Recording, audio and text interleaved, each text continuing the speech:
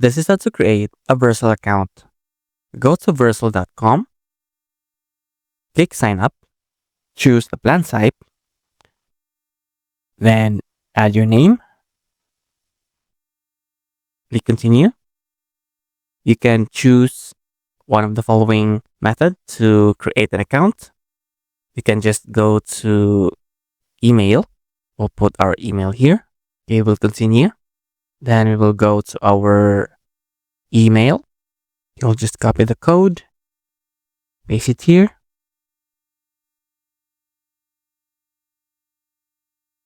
And now we have a Vercel account.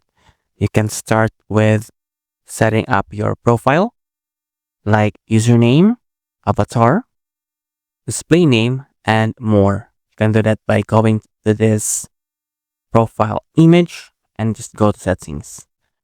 So this is how to create a Vercel account.